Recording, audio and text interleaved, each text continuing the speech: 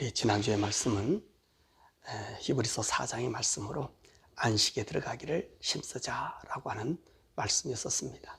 오늘은 히브리서 5장의 말씀으로 예수님께서 대제사장 되심을 말씀하고 있습니다. 이 제사장이란 말은 인간의 죄를 가지고 하나님께 나아가 인간의 죄를 용서받게 하는 직책을 말하는 것입니다. 그래서 이 제사장에는 일반 제사장과 대제사장과 특별 제사장이 있습니다. 이 일반 제사장은 아론의 자손이 되며 대제사장은 아론의 자손 중에서 장자가 이 대제사장이 됩니다. 그리고 이 아론의 자손들은 이 제사장의 직분을 세습하게 되지요. 또 이 특별 제사장은 하나님께서 불러서 된 제사장을 말하고 있습니다. 또한 부모나 또 자신이 하나님께 선호함으로 나실인 제사장이 될 수 있습니다. 이 나실인은 남자, 여자가 이 나실인으로 선호할 수 있습니다. 그런데 제사장은 여자가 될 수 없고 남자만 제사장의 일을 감당할 수 있는 것입니다. 하나님 부름받은 특별 제사장 중에서 모세가 대표적이고요. 나실인 제사장으로 특별한 자가 누구냐면 바로 사무엘과 세례 요한인 것입니다. 그럼 이 제사장의 직무는 무엇일까요? 제사장은 성막을 관리하고 백성들의 죄를 속하고 백성들에게 하나님의 율법을 가르쳐주는 일들을 합니다. 또 이 제사장이 백성들의 죄를 용서하는 그 직책이 있어서 일반 제사장은 백성들의 자범죄, 그러니까 백성들이 자기가 지은 죄를 고백할 때 용서해주는 그 직책을 감당하고, 대제사장은 백성의 모든 죄, 그 자범죄와 백성의 근본된 모든 원죄를 용서해주는 온전한 속죄의 직분을 감당하시는 분이 바로 대제사장인 것입니다. 자, 그러면 오늘 예수님께서 대제사장 되심을 말씀하셨는데, 그럼 우리 예수님께서는 어떻게 대제사장이라는 이 칭호를 가질 수 있을까요? 4절의 말씀에 이런 말씀이 있습니다. 아론의 자손을 하나님께서 불러주심으로 제사장이 되었다라고 말씀하신 것처럼 5절과 6절의 말씀 보면 예수님께서도 하나님이 부르셨어 대제사장이 되신 것입니다. 이 성경의 모든 일과 사건과 계획은 하나님이 정해주신 거예요.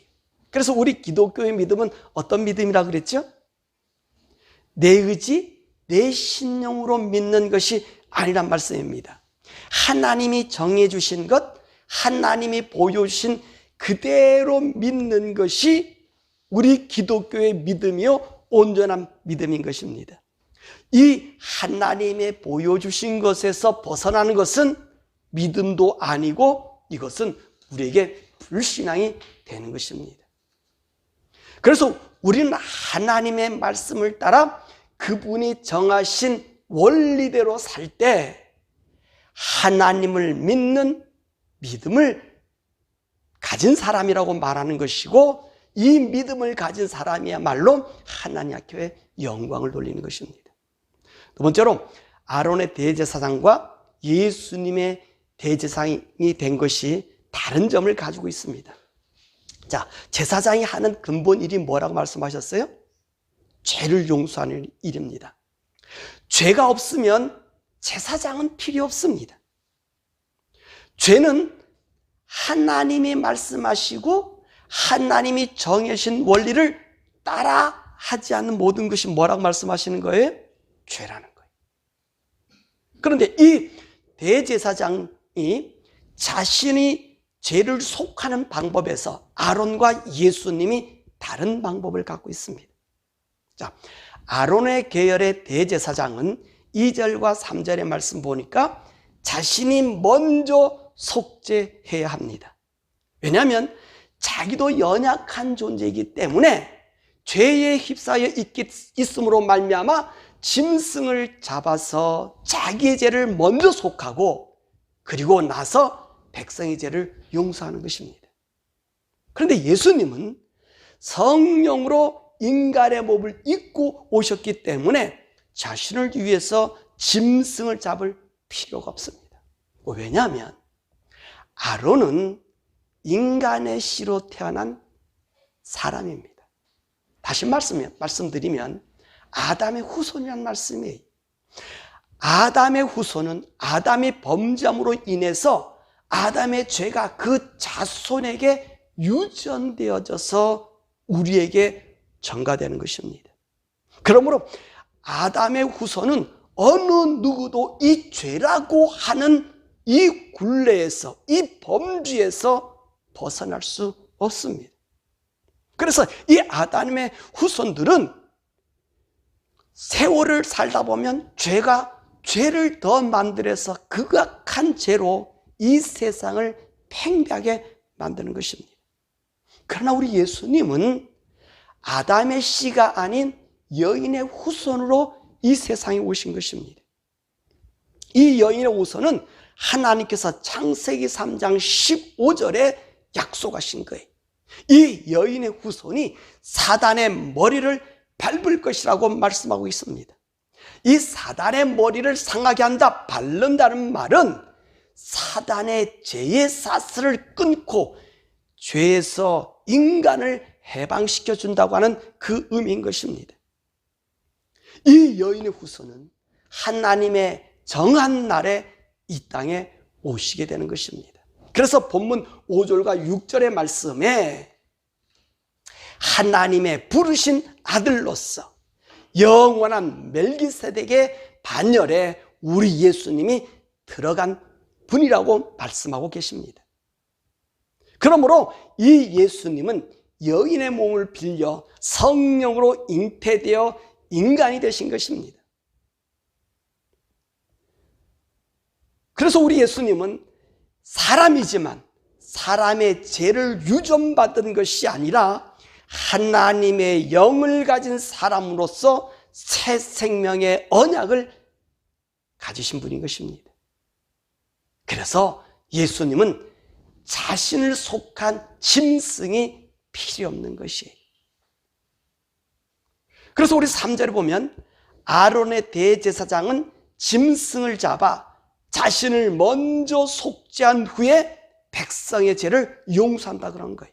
그러나 7절과 9절의 말씀 보니까 예수님은 자신의 몸을 직접 십자가에 죽으심으로 모든 사람의 죄를 용서하신다고 말씀하고 계신 것입니다.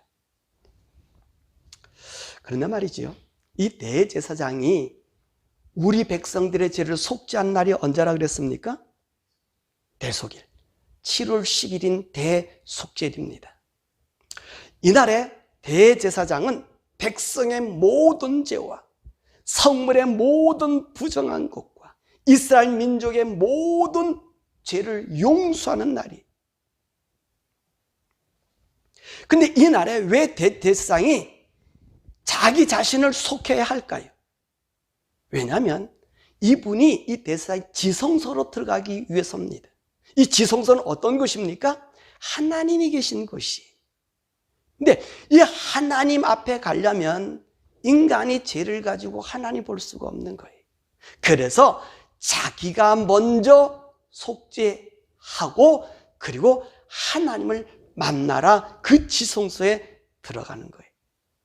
그래서 이 아론의 제사장이 대속죄 지성소 들어가려면 자기를 속죄한 짐승을 잡고 그 짐승의 피가 자신의 몸에 묻어지는 거예요. 이 묻어진 이 옷을 가지고 지성소로 들어가는 것입니다. 이 지성소가 1년에 유일하게 한 번 열리는 날입니다. 열리는 날이 이 날이. 그리고 이 지성소가 열려야만이 백성들의 모든 죄가 용서받는 날이기 때문에 그렇습니다. 이 하나님이 계시는 이 지성소에 대제사장이라 해서 막 들어가는 것 아니라 그랬지요. 자기 몸에 피가 발라야 들어간단 말입니다. 그런데 말입니다, 내가 피를 가지고 있다 할지라도 지성소에 우리 대제사장이 들어가지 못한다면 백성의 죄를 용서할 수 없습니다. 그렇기 때문에 대속죄일이 그렇게 중요한 것이, 왜냐하면 이날은 하나님의 은혜를 받는 날이기 때문에 그렇다는 말씀입니다. 그런데 예수님은 자신이 직접 대속제물이 되셨다고 했습니다. 대제사장은 자신의 옷에 피를 묻히고 짐승의 피를 묻히고 그리고 지성소로 들어가셨습니다. 그런데 예수님은 어떻게 하셨죠? 짐승의 피가 아닌 자신의 피를 가지고, 자신의 흘린 피를 가지고 지성소에 들어가셨어요. 예수님은 어떤 지성소에 들어갔습니까? 예루살렘에 있는 지성소에 들어갔습니까? 아닙니다. 하나님 나라의 그 지성소에 들어갔습니다. 하늘나라의 이 지성소에 들어가셔서, 그리고 우리 주님이 이제는 1년만 열려지는 것이 아니라 항상 그 문을 열어놓으신 것입니다. 그래서 예수님께서요, 직접 제물이 되셔서 하늘나라 지성소 올라가셔서 우리 죄를 위해서 언제든지 우리 죄를 속할 대제사장으로 지금 계시는 것입니다. 자, 세 번째로 예수님의 대제사장 직분은 완전한 직분입니다. 아론의 대제사장 직분은 불완전합니다. 왜냐하면 아론의 대제사장들은 대를 이어서 여러 명이 존재합니다.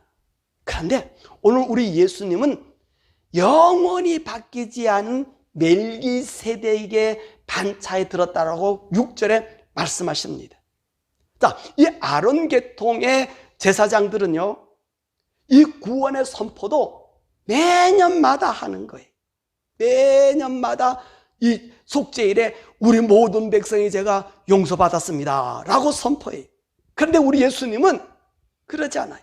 단 한 번에 자기 피를 가지고 하늘 성소 들어가셨기 때문에 우리 인간을 단번에 구원하신 거예요.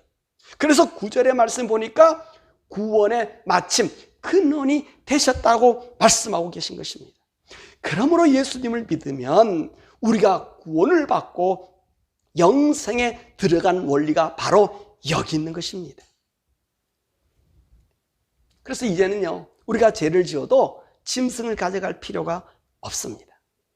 우리가 가져가는 것은 뭡니까? 예수님을 믿는 믿음으로 가져가는 거예요. 또 오늘 이 대제사장은 우리의 자범죄와 원죄를 매년 씻어주었지만 우리를 위해 속죄양 되신 예수님 피가 우리의 모든 죄를 어떻게 해요? 계속해서 씻어주시는 것입니다. 왜냐하면 예수님이 자기의 피, 십자가에 죽으신 자기의 피를 가지고 영원한 지성소, 하늘의 지성소에 들어갔기 때문에 우리는 죄를 질 때 구약의 사람들처럼 제사장에 또는 교회에 가져올 필요가 없어요. 누구한테 가면 됩니까?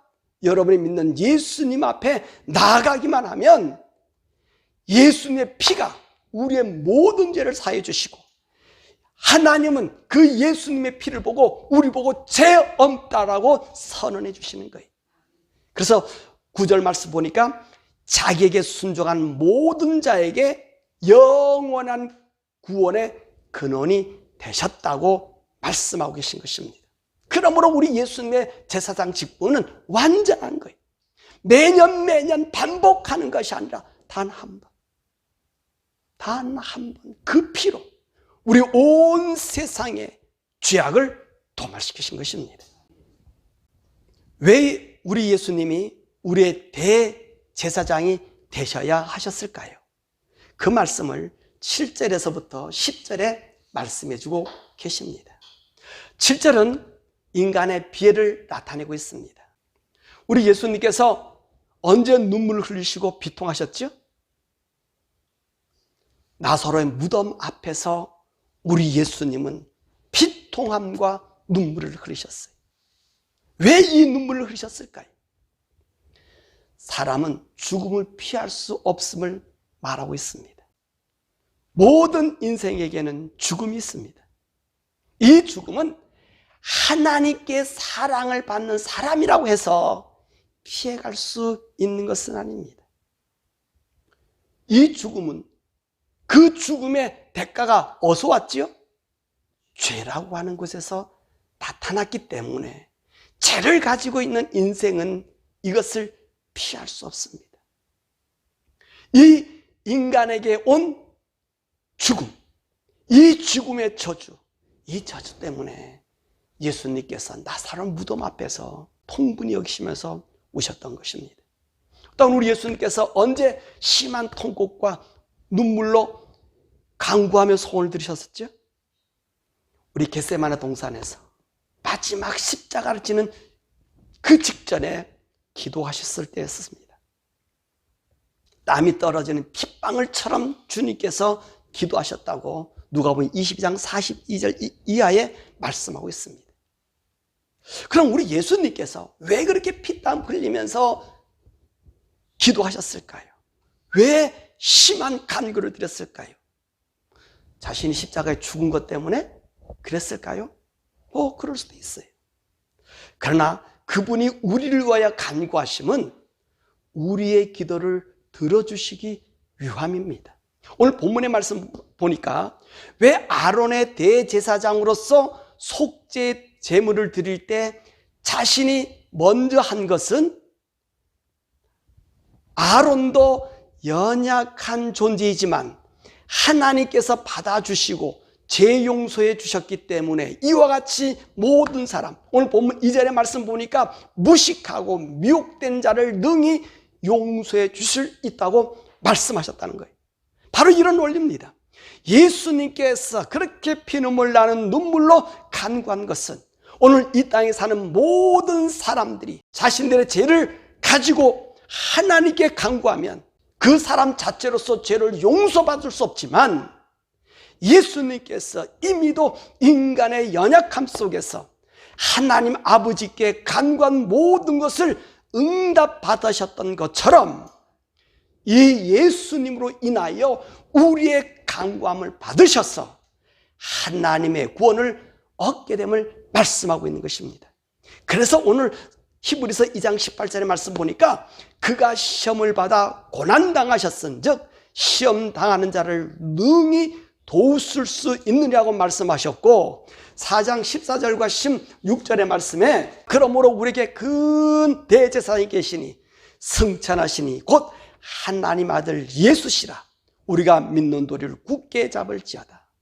우리에게 있는 대제사장은 우리의 연약함을 동정하지 못하실 리가 아니요 모든 일에 우리와 똑같이 시험을 받으신 이로되 죄는 없으시니라.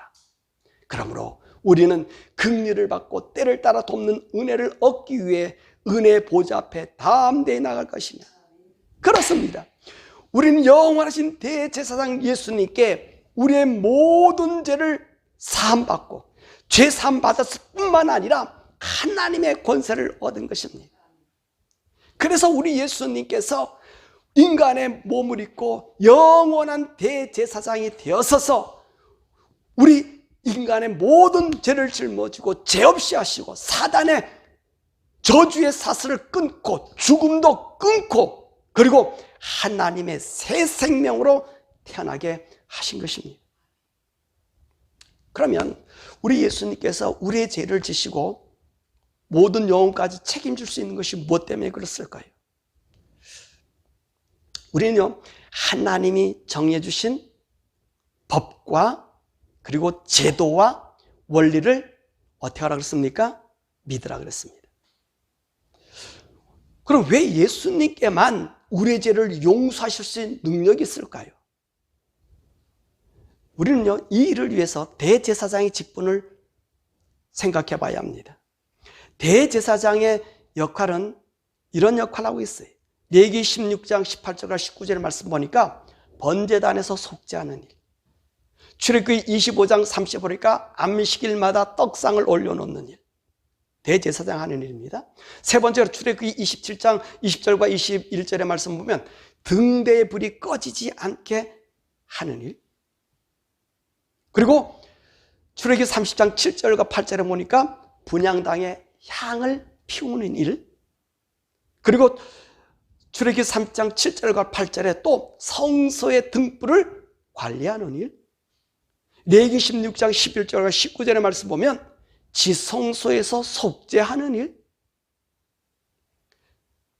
또 출애굽기 28장 1절과 29절의 말씀 보니까 에봇과 견대, 에봇의 이 견대와 그리고 에봇의 이 흉패를 가지고 12명의 이스라엘 지파의 이름을 담고 하나님께 나아가요. 이게 무슨 말이면 우리 인생들, 모든 인생을 중보하는 일을 한단 말입니다. 그리고 신명기 21장 5절을 보니까 백성을 축복하는 일을 하며 백성의 죄 없음을 선포하는 일이 대제사장이 한단 말입니다. 한마디로 말씀드리면 대제사장은 인생들에게 있어서 백성들의 죄를 용서하실 분이시며 하나님과 인간을 연결하는 유일한 길임을 말씀하는 것입니다.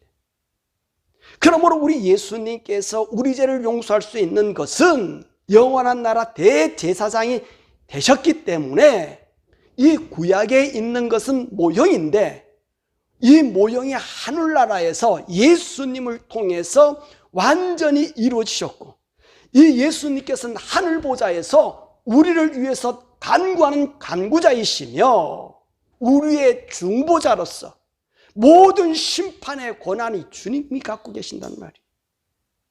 그러므로 우리 예수님만 믿으면 우리의 죄는 예수님의 피로 없어졌고 뿐만 아니라 우리가 주님의 심판에서 벗어났으며 우리를 위해서 간구하신 주님이기에 우리의 영혼까지 책임지실 전능하신 하나님이라는 것입니다.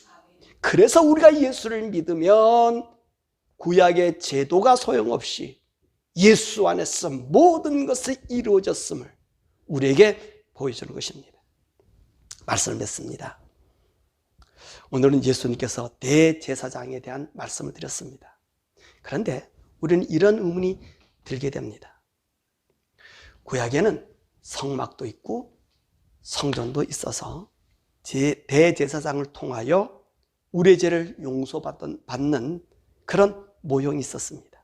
그런데 예수님이 오고 난 이후에는 그것이 없어져 버렸어요. 모형이란 것이 있지도 않아요. 그럼 어떻게 우리가 예수님을 믿어서 죄 용서를 받았다고 하는 이 확신을 가질 수 있을까 하는 말입니다. 그러잖아요. 구약 같으면 너무 좋잖아요. 대제사장이 속죄일에 야 너의 죄가 용서받았다. 그래서 선언해줘요.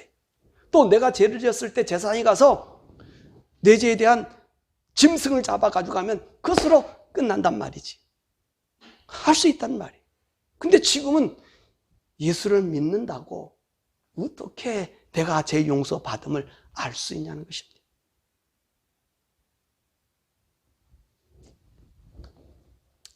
예수님은 우리와 교통할 수 있도록 그래서 우리 속에 성령님을 보내주신 것입니다.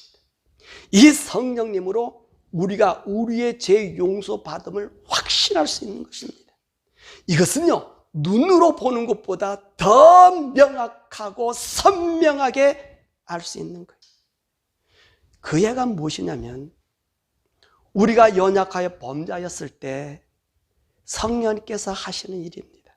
로마서 8장 26절의 말씀 보니까 이와 같이 성령도 우리의 연약함을 도우시나니 우리는 마땅히 빌 바를 기도할 바를 알지 못하나 오직 성령이 말할 수 없는 탄식으로 우리를 위하여 친히 간구하여 우리로 하나님께 나아가도록 인도하신다는 말씀입니다. 그래서 우리가 우리의 죄를 지면 우리는 어떤 인생이 되느냐? 우리 죄를 자백하게 된다는 거예요. 요한일서 1장 9절 말씀입니다. 만일 우리가 우리의 죄를 자복하면 저는 미쁘시고 의로사 우리의 죄를 사하시며 우리를 모든 불에서 깨끗게 하신다고 말씀하고 계신 것이. 그러므로 우리 거듭난 사람은 이렇게 성령님이 말하게 하심으로 성령님이 알게 하심으로 성령님의 인도한 말씀 닫으심으로 하나님의 구속의 은혜를 늘 감사 감격하며 이 세상을 살아가는 거예요. 구약 성도들이 드려진 불확실한 죄 용서의 그 의식보다 성령님께서 내게 들어오셔서 그분이 하시는 말씀은 더 강력하고 더 확실합니다. 그러므로 이 성령님의 동행하심이 내게 있지 않으면 우리는요, 죄에 휩쓸려서 예수님의 구원도 흐리멍덩하는 거예요. 그래서 예수님께서 내가 보이사 성령을 너희들에게 보내주시겠다고 말씀하시니, 이 성령님 볼 때 하늘이 열리고, 이 성령님 볼 때 내 제3의 구원의 감격이 보이고, 이 성령님이 내게 임하셔서 성령님과 동행할 때 천국이 보여져요. 그리고 이 세상이 두렵지 않는 거예요. 그 세상이에요. 근심살이 걱정. 여러분, 이거 정말 우리의 기후 잃을 수 있어요. 하나님 안에 살면 그분이 우리를 인도하셔요. 성령님이 하신, 왜? 이제는 성령님과 교통한 하나님의 자녀, 성령으로 말미암아 새로운 영 받은 생명의 성령의 법이 나를 주장해서 하나님의 뜻을 성령님이 알게 하고, 내 죄 용서받음을 주님이 친히 증거함을 이 성령의 감동을 통해서 내가 하는 거예요. 그래서 우리 성도들이요, 하늘 세계가 좋은 거예요. 사랑하는 여러분, 예수님이 대제사장 대신 이론으로는 많이 들어서 여러분이 알 수 있어요. 또 앞으로 우리가 성막 공부하면서 이 대제사장, 이 제사장에 대한 파트를 또 공부할 거고, 절기에 대한 부분을 또 공부할 거고. 여러분, 공부해서 되는 거 아니라 그분이 내게 오셔야 돼. 성령님이 내게 들어오실 때 그 세계가 그려지는, 그것이 보여지는 거예요. 하나님의 자녀에 대한 무한한 감동과 감격, 날 위해 돌아가신 하나님의 구속의 은혜가 어떨 때는 그냥 나도 모르게 눈물 나는 거예요. 나도 모르게. 내가 연약하여 탄식하고 넘어졌을 때 성령님이 나를 통해서 기도하시는 모습을 보고요, 더 나아가서요, 성령님만 기도하시는 것이 아니라 우리 로마서의 말씀 보면은 우리 예수님께서 하나님의 우편에서 우리 위해서 간구하고 계신 모습을 보시는, 그래서 성령님과 주님의 영이 내 속에서 연결되어져서 우리의 중보자신 예수님이 나의 죄를 위해서 간구해 주시고 그 핏값으로 용서해 주신 것이 있다하져서 내가 하나님의 자녀인 기쁨을 누리는 거예요. 사랑하는 여러분, 그래서 우리 주님이 대제사장 되신 거예요. 왜? 일반 제사장은 하늘의 지성소에 들어갈 수 없어요. 오직 대제사장만이 지성소에 들어가듯이 영원한 지성, 하늘의 지성소는 하나님이신, 그리고 인간이 되어주신 예수 그리스도만이 저 지성소에서 우리의 죄를 사해줄 수 있고 하나님의 아들이라 선할 수 있는 것입니다. 그러므로 사랑하는 우리 여러분들, 이제는 이 성령님과 동행하심으로 내가 하나님의 자녀인 것을 증거받으시고 정말로 하나님 나라를 사모하시며 그 나라에 들어가게 하실 예수님의 재림을 기다리면서 정말 영원한 주님과 동행 행복을 누리시는 우리 성도 되시기를 주님의 이름으로 축원합니다.